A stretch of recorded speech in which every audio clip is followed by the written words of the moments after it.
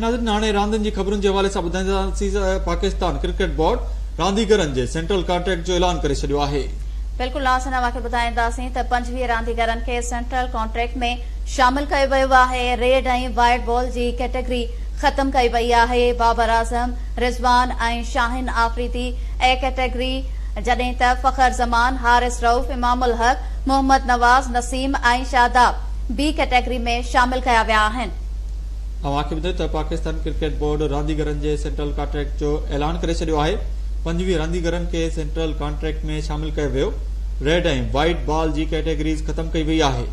अवां खे ॿुधायो त बाबर आज़म, रिज़वान ऐं शाहिन आफ़रीदी ए कैटेगरी, फ़खर ज़मान, हारिस रऊफ़, इमामुल हक, मोहम्मद नवाज़, नसीम ऐं शादाब बी कैटेगरी में शामिल आहिनि। उमाद वसीम ऐं अब्दुल्ला शफ़ीक सी, फ़हीम अशरफ, हसन अली, इफ्तिकार अहमद, शाहनवाज़ डाणी ऐं ॿिया डी कैटेगरी में शामिल आहिनि। पीसीबी मैनेजिंग कमेटी जे चेयरमैन ज़का अशरफ जो चवणु आहे त क्रिकेटर मुल्क जा हक़ीक़ी असास आहिनि। संदन ख़्याल रखण ज़िम्मेवारी आहे। पूरी क़ौम टीम सां गॾु बीठल आहे जीअं उहा वर्ल्ड कप में सुठी कारकर्दगी ॾेखारे। अवां खे ॿुधायूं त पाकिस्तान क्रिकेट बोर्ड रांदीगरनि जे सेंट्रल कॉन्ट्रैक्ट जो ऐलान करे छॾियो आहे। बिल्कुलु नाज़रीन अवां खे ॿुधाया पिया 25 रांदीगरनि खे सेंट्रल कॉन्ट्रैक्ट में शामिल कयो वियो आहे। रेड ऐं वाइट बॉल जी कैटेगरी ख़त्म कई वई आहे। बाबर आज़म, रिज़वान ऐं शाहिन आफ़रीदी ए कैटेगरी में शामिल कया विया आहिनि। फ़खर ज़मान, हारिस रऊफ़, इमामुल हक, मोहम्मद नवाज़, नसीम ऐं शादाब बी कैटेगरी में शामिल आहिनि।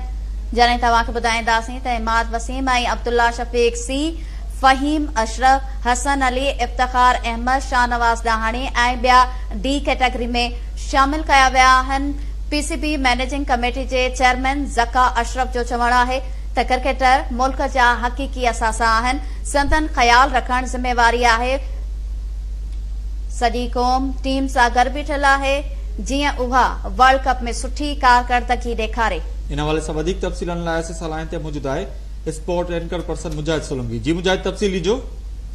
जी काज़ी राबिल, सभ खां पहिरियों त असां पंहिंजे केटीएन न्यूज़ जे व्यूअर्स खे ॿुधाईंदा हलूं इन सेंट्रल कॉन्ट्रैक्ट खां अॻु में त पाकिस्तान जी क्रिकेट टीम जेकी आहे उहा 13हों क्रिकेट वर्ल्ड कप खेॾण लाइ हिन वक़्तु भारतीय शहर हैदराबाद में लैंड करे चुकी आहे, एयरपोर्ट ते पहुची चुकी आहे। त इहा पाकिस्तानी टीम राति देर सां निकिती हुई दुबई रस्ते। अॼु हाणे कुझु देर पहिरीं उहा हैदराबाद ॾखण में पहुती आहे। ऐं जे तव्हां ॻाल्हि कई सेंट्रल कॉन्ट्रैक्ट जी त 25 रांदीगरनि खे कॉन्ट्रैक्ट ॾिनो वियो आहे। ऐं अॻे जेके शुरू में सेंट्रल कॉन्ट्रैक्ट ॾिना वेंदा हुआ हुन में रेड बॉल ऐं वाइट बॉल कैटेगरी अलॻि हूंदी हुई, पर हिन दफ़े उन्हनि कैटेगरीज़ खे ख़त्म कयो आहे। त समूरनि मामलनि खे पाकिस्तान क्रिकेट बोर्ड जे सीनियर रांदीगरनि, ख़ासि करे कप्तान, कोच ऐं उन्हनि सां मिली करे पीसीबी जी मैनेजमेंट कमेटी जे चेयरमैन चौधरी ज़का अशरफ तय कयो आहे। ऐं 2023 खां वठी 2026 ताईं इहो 3 सालनि लाइ सेंट्रल कॉन्ट्रैक्ट हूंदो, जंहिंमें 25 रांदीगरनि खे सेंट्रल कॉन्ट्रैक्ट ॾिनो वियो आहे। ऐं उन में आईसीसी जी जेकी आमदनी हूंदी उन जो जेको आहे हिसो बि शामिल हूंदो। मजमूई तौर ते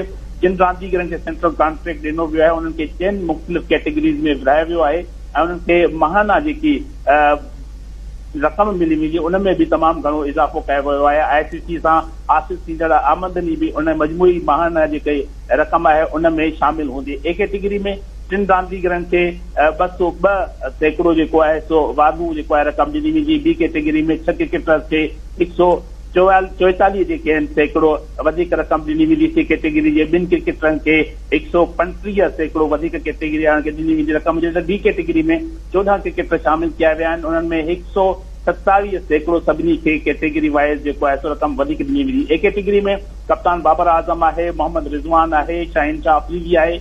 बी कैटेगरी में फ़खर ज़मा आहे, हारिस रऊफ़ आहे, इमामुल हक आहे, मोहम्मद नवाज़, नसीम शाह ऐं शादाब खान। जॾहिं सी कैटेगरी में इमाद वसीम, अब्दुल्ला शफ़ीक। डी कैटेगरी में फ़हीम अशरफ, हसन अली, इफ्तिखार अहमद, एहसानुल्लाह, मोहम्मद हारिस, मोहम्मद वसीम जूनियर, साइम अयूब, सलमान अली आगा, सरफराज़ अहमद, सऊद शकील, शाहनवाज़ डाहाणी, चांद मसूद ऐं उसामा मीर शामिल आहे। उन सां गॾु ज़मान शाह बि आहे। पर हिन में हैरत जी ॻाल्हि इहा आहे त दादू वासी जेको नौजवान लेग स्पिनर हो ज़ाहिद महमूद हटी उनखे मुकमल तौर ते इग्नोर कयो वियो आहे। हिन सेंट्रल कॉन्ट्रैक्ट में उन जो नालो शामिल आहे। चौधरी ज़का अशरफ जो चवणु आहे त पाकिस्तान क्रिकेट टीम जा रांदीगर मुल्क जो असासो आहिनि ऐं उन्हनि जो हर तरह सां ख़्यालु कयो वेंदो ऐं उन हवाले सां मजमूई तौर ते हर साल सेंट्रल कॉन्ट्रैक्ट सिर्फ़ु साल जो ॾिनो वेंदो हुयो। इन भेरे 3 सालनि ते मुहित जेको आहे उहो रांदीगरनि खे सेंट्रल कॉन्ट्रैक्ट ॾिनो वियो आहे। जी मुजाहिद, इहो ॿुधाइजो त पाकिस्तान क्रिकेट टीम वर्ल्ड कप खेॾण लाइ भारत पहुती आहे, इन बाबति बि अपडेट कजो। बिल्कुल तमाम वॾी न्यूज़ इहा आहे त 13हों क्रिकेट वर्ल्ड कप जेको आहे भारत में शेड्यूल आहे ऐं मजमूई तौर ते हिन मेगा इवेंट में दुनिया जूं 10 बहितरीन टीमूं जेके आहिनि उहे शिरकत करे रहियूं आहिनि। पर हिन में पाकिस्तान जी टीम जेकी आहे अॼु हैदराबाद दखन पहुती आहे ऐं पाकिस्तान पहिरीं पंहिंजी प्रैक्टिस मैच जेकी आहे उहा 29 तारीख़ ते न्यूज़ीलैंड जे ख़िलाफ़ खेॾंदो ऐं उन खां पोइ 3 अक्टूबर ते पाकिस्तान जी टीम ॿी प्रैक्टिस मैच जेकी आहे उहा ऑस्ट्रेलिया जे ख़िलाफ़ खेॾंदी। मजमूई तौर ते हिन इवेंट जी शुरूआति 5 अक्टूबर ते थींदी। डिफाई चैंपियन इंग्लैंड ऐं न्यूज़ीलैंड जी टीमूं हिक ॿिए जे साम्हूं थींदियूं ऐं पाकिस्तान जी टीम 6 तारीख़ ते नीदरलैंड जे ख़िलाफ़ पंहिंजे पहिरीं मैच खेॾी करे हिन इवेंट जी शुरूआति कंदी। जॾहिं त 10 तारीख़ ते सिंध सां मैच आहे पर हिन मेगा इवेंट जी अहम मैच जंहिं ते सभिनी जी नज़रूं कुतल आहिनि उहो आहे अहमदाबाद में पाकिस्तान वर्सेस भारत। उहो 14 तारीख़ ते महादंगल जेको आहे उहो शेड्यूल थियल आहे। अहिड़ी तरह सां हर टीम खे 9 मैचिस खेॾणियूं ऐं मजमूई तौर ते हिन इवेंट में जेके टीमूं शरीक आहिनि उन्हनि में पाकिस्तान जी टीम आहे, इंडिया जी टीम आहे, न्यूज़ीलैंड जी टीम आहे ऐं इंग्लैंड आहे, ऑस्ट्रेलिया आहे, उन सां गॾु बांग्लादेश जी टीम आहे। इहे समूरियूं टीमूं जेके आहिनि उहे मजमूई तौर ते 9 मैचिस खेॾंदियूं ऐं टॉप 4 जेके टीमूं हूंदियूं उहे सेमीफाइनल लाइ क्वालिफाई कंदियूं ऐं पहिरें नंबर ते जेकी टीम हूंदी उहा टॉप जेके बॉटम ते 4थे नंबर ते टीम हूंदी उन सां सेमी खेॾंदी ऐं ॿियों नंबर जेकी टॉप टीम हूंदी उहा 3 नंबर जी जेकी रनरअप टीम हूंदी उन सां